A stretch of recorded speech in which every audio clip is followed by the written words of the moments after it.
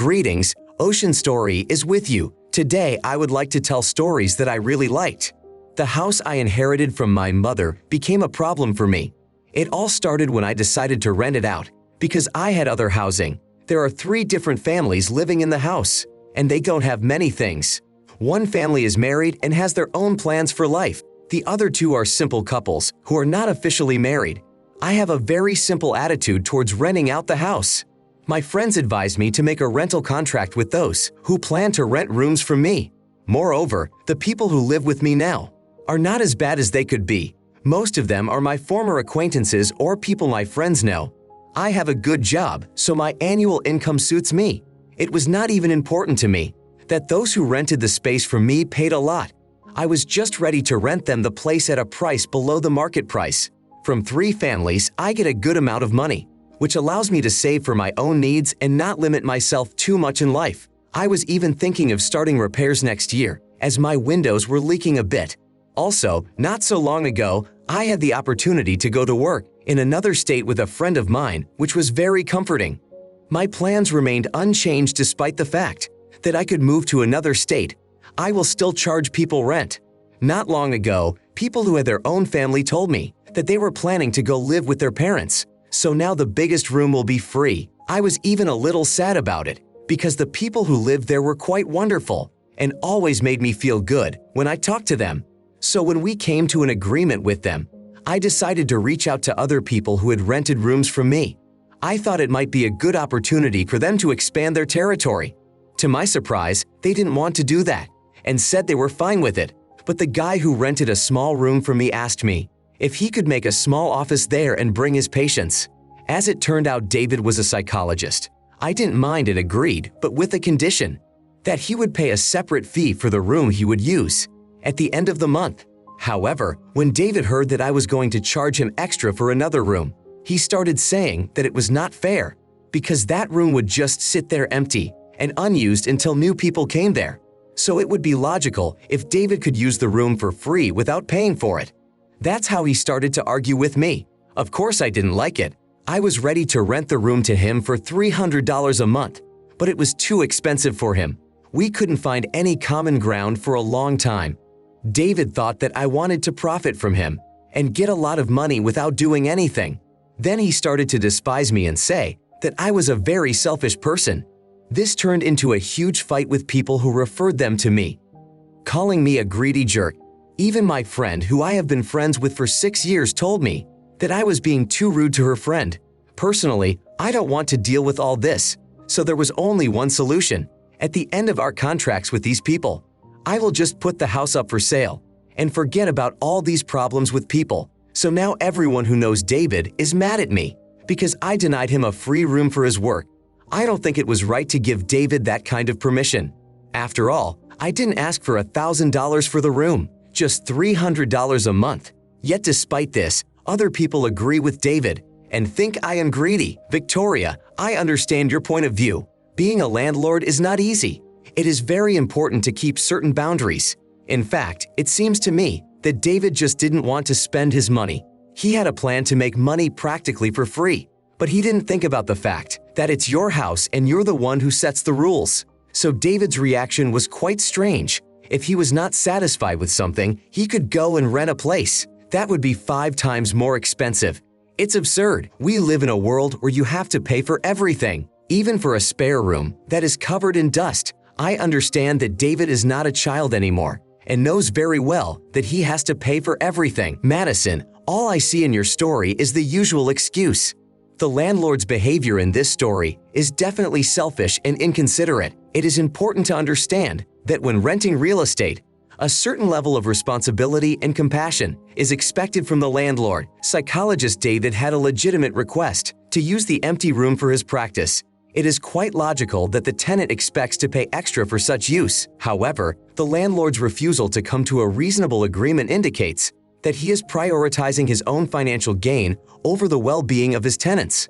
So you shouldn't feel bad about the fact that many of your friends have condemned you for this decision. I think you had no problem giving him the room. You really wanted the money. Joseph, it's unpleasant to see someone putting money ahead of people's needs and comfort, especially when the residents' requests were perfectly reasonable. It seems like this landlord lacks empathy and is making decisions based solely on financial considerations. A good landlord should strive to create a harmonious living environment for their tenants, at the same time managing their property efficiently. This story serves as a stark reminder of the challenges that many tenants face when dealing with landlords who put profit above all else. A good landlord must find a balance between their financial interests and the well-being of their tenants. In this case, the landlord's actions appear to be entirely profit-oriented, which shows a lack of empathy for the needs of the tenants. Did those $300 really save your life? Maybe David works several jobs to support himself, and you want to get more profit out of him. I think you should think about your actions. Next story. My wife Penelope and I have 3 children in our family. Our 2 daughters are 16 and 13 years old. We also have a son who is 8 years old. My wife mostly works on weekdays from 7 in the morning until 5 in the evening. I mostly look after the children when it is necessary, as I work from home. After work, my wife Penelope usually goes to a cafe with her colleagues and spends a few hours there. Penelope comes home around 7 in the evening. A typical day in our family looks something like this. I wake up at 5 in the morning to make breakfast for everyone and do some exercise for my body. Then I make green tea and read the news or scroll through my Instagram feed.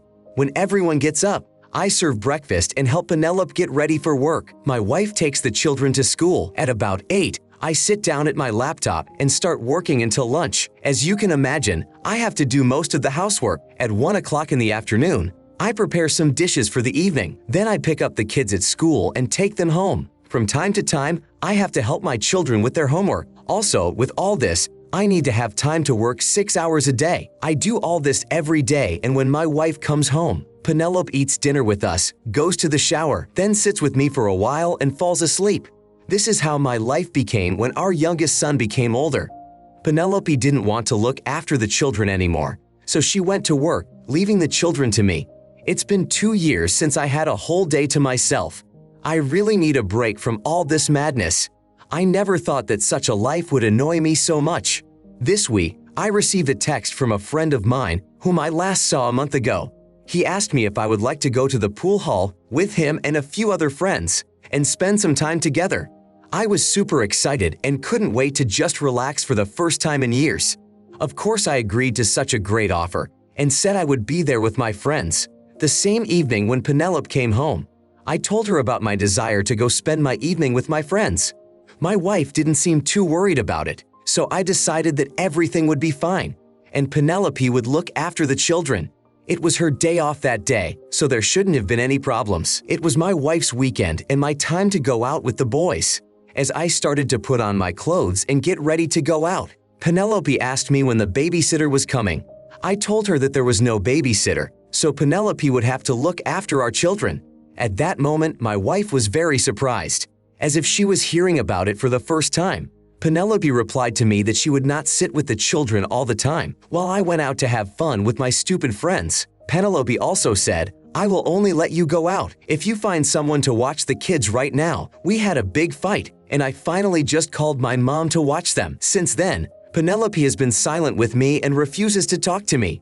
I don't think I deserve to be treated like this. John, your wife's attitude toward parenthood is disappointing. It is clear that you have taken on most of the responsibility, and you have the right to take a break from your children sometimes, because I know perfectly well how difficult it can be with them. But it's not fair to expect your wife to drop everything at the last minute without prior discussion. Did you ask Penelope what she was planning to do this weekend? I think the whole conflict could have been resolved if you and Penelope had more normal communication. First, learn to talk to your wife, Layla. Putting the responsibility of childcare solely on your shoulders and then expecting your wife to follow through on your plans without proper communication is a failure as a partner that you as a husband support. I don't think you should blame your wife for any of this.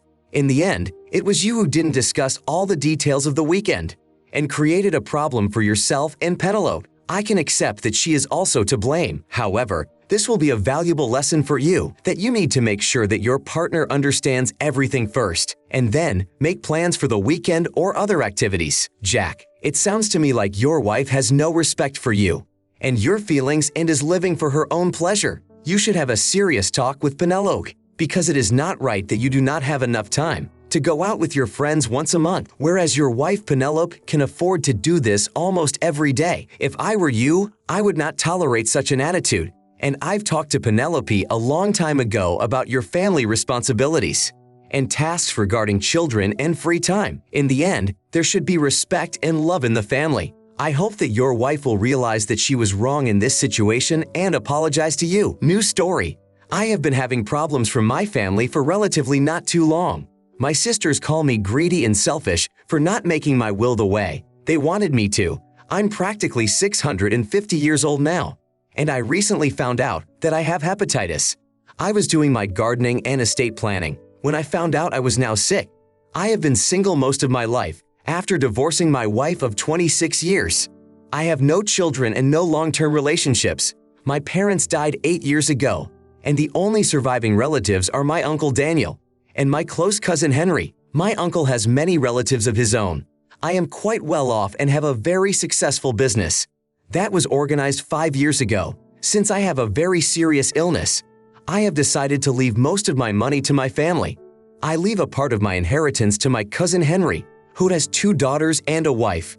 I want their lives to be filled with happiness and to have no need for everyday things. I divide all the money I receive from my profits equally among my relatives. In fact, I have one sibling. My communication with them is practically at zero. Even after we stop communicating, I try to support them, as my life is managed a little better than theirs. We may have only had communication for the holidays. The problem my sister Avery had was the way I handled money.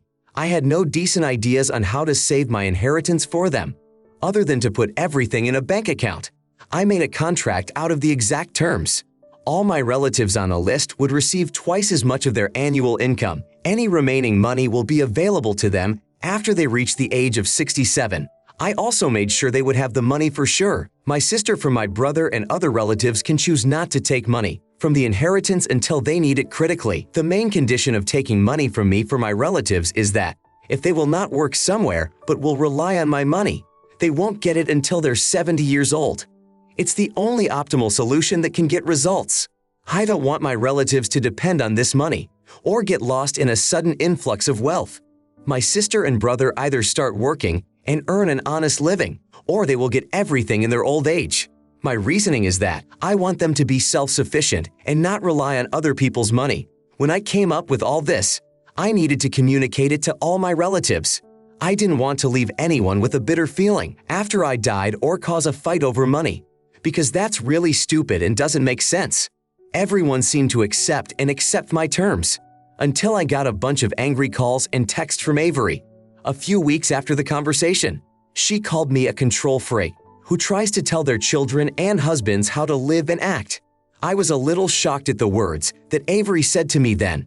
I didn't really have any such intentions.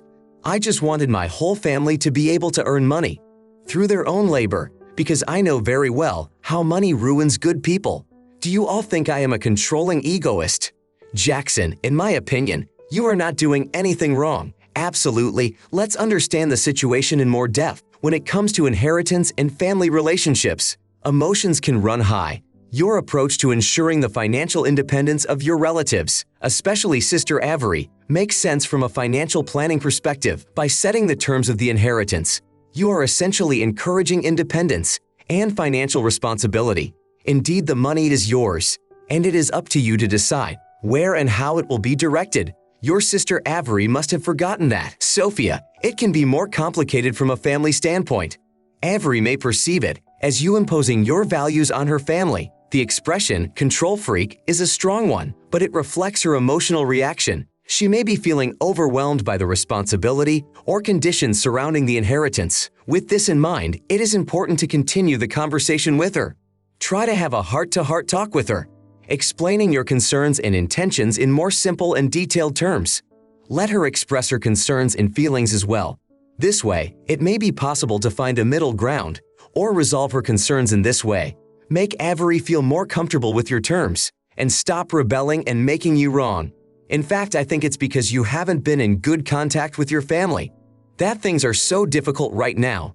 Avery must really need that money to start this kind of conflict.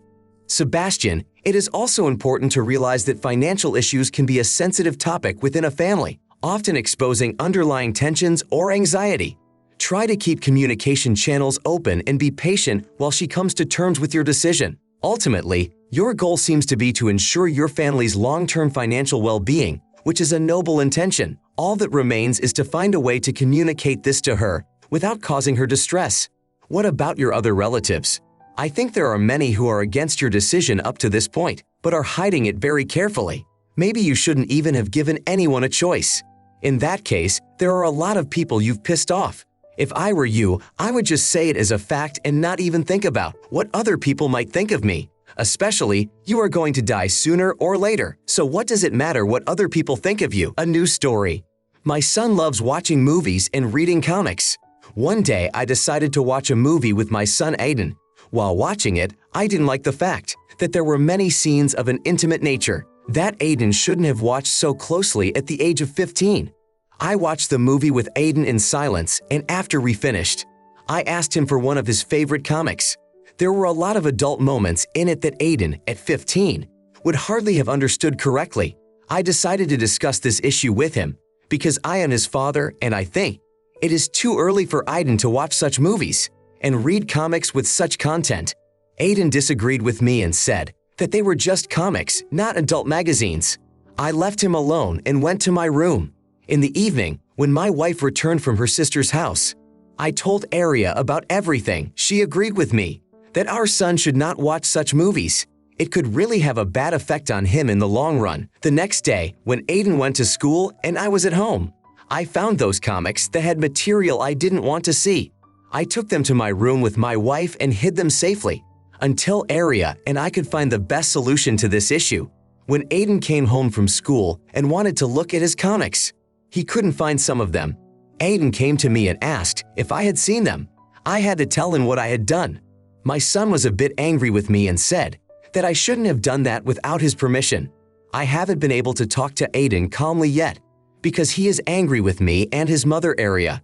I don't know what else to do with a teenager who was watching too much adult material. I'll say up front that it wasn't something very explicit, but Aria and I are raising a modest child. Despite our wishes, Aiden resents my wife and me. What was I supposed to do to avoid offending my son, and in turn, to keep him from looking at comics with intimate images? My sister told me that Aria and I had acted quite wrongly towards our son. But to be honest, I doubt that talking to Aiden has improved the situation. Maybe we really made a mistake with our wife. Matthew, this situation highlights the challenges of parenting, especially in the digital age, when children have easy access to a wide range of content. Your concern that Aiden is exposed to inappropriate material is valid, quite reasonable, and you had good intentions in your actions. However, it is clear that this issue requires open and sensitive communication. Quite often, teenagers resist their parents' attempts to control their media consumption. They may see it as an encroachment on their independence. I had a similar problem with my children a few years ago. What I realized is that it is important to approach this issue with understanding and a willingness to have a constructive dialogue with your son. Allow him to express his feelings and thoughts on the matter. Perhaps discuss together what types of content are acceptable and unacceptable for him at this age. I think a conversation like this can help solve this problem. Scarlett, it's also vital for you and your wife to be on the same page when it comes to parenting decisions. By presenting a united front when discussing these issues with Aiden, you can help prevent him from watching inappropriate movies or magazines. In essence, this is not about admitting guilt, but about finding a balance between protecting Aiden from potentially harmful material and allowing him a certain amount of freedom that is appropriate for his age. Many parents would probably agree that people under the age of 20 are still children. Therefore, watching some movies or comics with explicit content is definitely not a good idea for Aiden, who is only 15 years old. My children also grew up quite polite, and I didn't even let them watch anything of that nature. It sounds like you had never talked to Aiden about this before, and that's why you had a conflict. Samuel, I think you've done everything right. The only thing I can see wrong is that you and your wife are not keeping a good eye on Aiden. You may be raising him to be a good boy, but you're not watching what he's watching. You shouldn't control your children, but you shouldn't leave them unattended either. If you, as a father, had spent more time with your son, you would have seen this problem much earlier and been able to influence it. But for now, you and your wife will have to work out a way to get along with Aiden. Your sister is very right about this. Maybe she can help you and the situation will be resolved. But just taking the comics was not the best decision you could have made. The next amazing story. I often like to go out and skateboard with my friends. That's how I met my boyfriend Luke.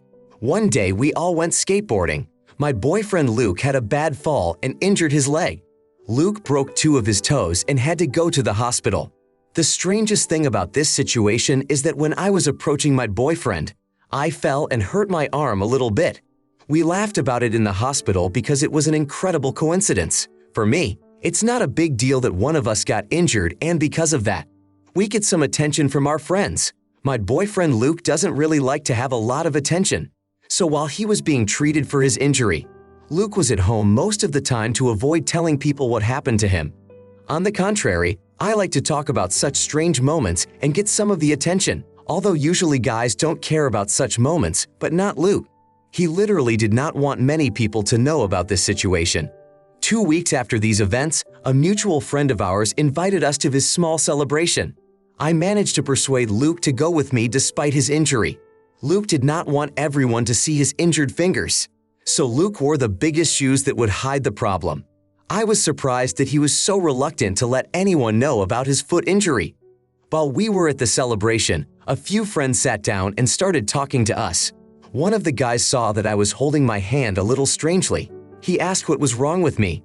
I told him a little bit about how I had injured my hand and accidentally added that it happened when I went to help Luke get up. Everyone started asking what happened to Luke. Suddenly, everyone noticed his big boots because it was not the season for wearing boots, and all the guests were wearing sneakers. Luke began to feel nervous about all the attention. People started asking Luke to take off his boots and show them to them. Of course, he didn't want to take off his boots, but he did it anyway. No one was surprised because his leg looked quite normal. They expressed their condolences and wished my boy a speedy recovery. We spent a few more hours at the party and got ready to go home. I live separately from Luke, so he gave me a ride home. During the last hours of the party, my boyfriend looked a little strange and probably took the attention too much. After that, we had a big fight in the car. Luke called me an insensitive, selfish girl who, for the sake of attention, started pointing out his problems in front of strangers. Luke also added that I should have talked only about my own problems and not started to say something for his leg. I tried to apologize to him first, but it came to the point where I told him that because of his complexes, Luke could not recognize some of his problems and was making a drama out of it. He argued with me some more and drove me to my house. 4 days have passed. Luke does not want to talk to me. He thinks I am the only one to blame. Did I really act like a stupid goat with my boyfriend? So, wow, that's a tough situation. I can see how much you like to share stories and draw attention to yourself. But maybe next time you should talk to Luke about what he feels comfortable sharing. Because in this situation, your boyfriend is right. You should have only talked about your difficulties without making Luke feel bad around his friends.